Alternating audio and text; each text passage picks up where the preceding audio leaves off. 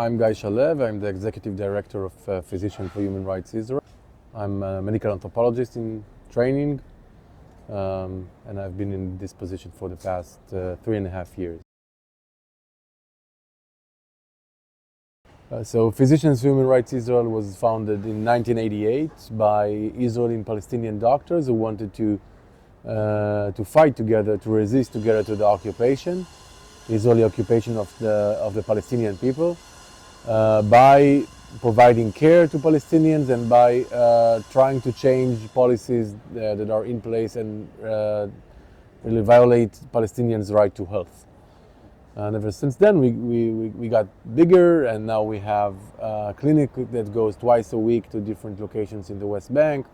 Until October 7, 2023, we had delegations going into Gaza 10 times a year. We have a clinic in Jaffa for statusless people, refugees living without health insurance. And we do research and advocacy with detainees and prisoners in Israeli facilities, with statusless people, with issues concerning inequalities within Israeli society, and with Palestinians in the West Bank, Gaza, East Jerusalem.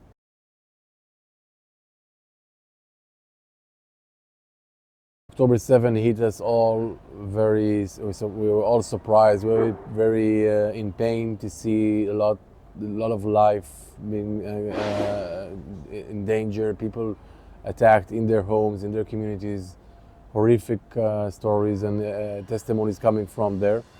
We immediately dispatched a clinic to the Dead Sea, where a lot of the evacuees from the area in the south were housed for at least for the beginning.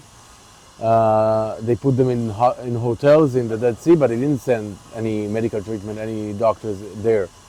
So we went in there with our doctors, with our medications, everything we had to support them.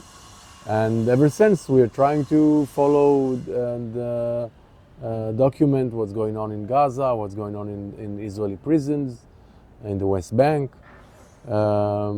We're doing this work by collecting the information, by communicating with our colleagues in the Gazan healthcare system, for example. And we recently published a report that, based on this information that we documented, other organizations documented, and the analysis that we've made, we came to the conclusion that this is a genocide and that Israel is committing a genocide in Gaza, hoping that this can stop, that governments around the world, people around the world will get involved and get Israel to stop killing Palestinians, basically.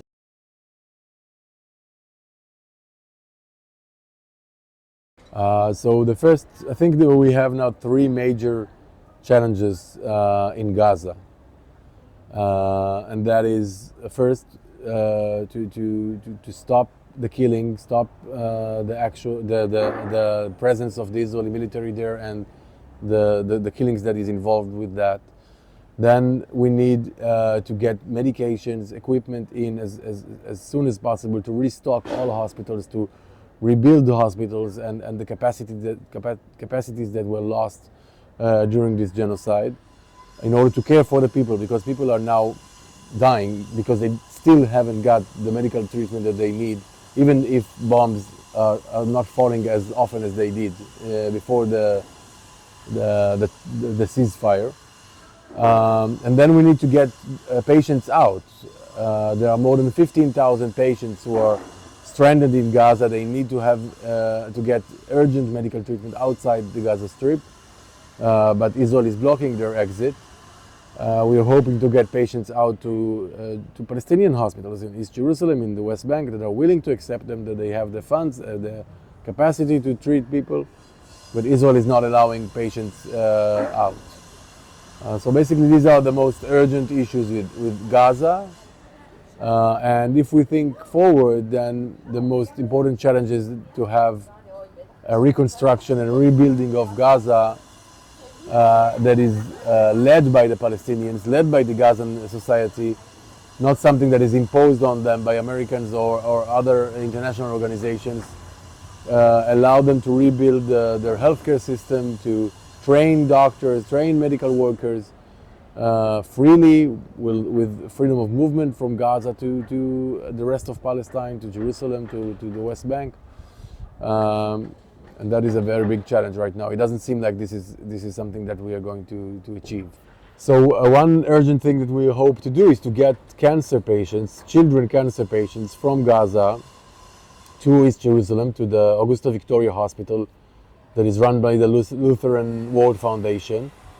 The hospital is equipped to treat these patients. Before the war, 40% of their patients were Gazans.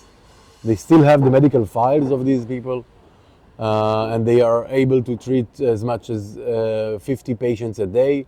And these are cancer patients that are dying slowly in Gaza, and just getting them out is just saving their lives.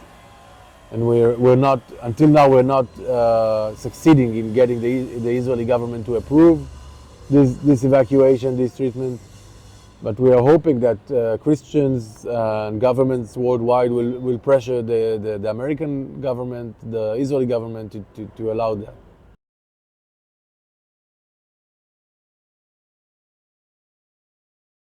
I think the most important internationals should do, people around the world, is push their governments, push politicians to do something, push international bodies to act and fight for Palestinian rights, for Palestinian freedom.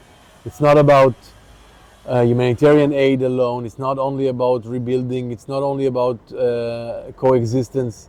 It's really about the most basic rights of Palestinians and protecting Palestinian communities from settler violence, protecting Palestinian communities from Israeli government and Israeli government policies and Israeli military attacks. Palestinians have been deserted by the world, the global community in the past 2 years. That we haven't seen considerable, meaningful acts by governments and by people around the world to stop the genocide, and now they need the support of everyone in order to just survive and live in freedom.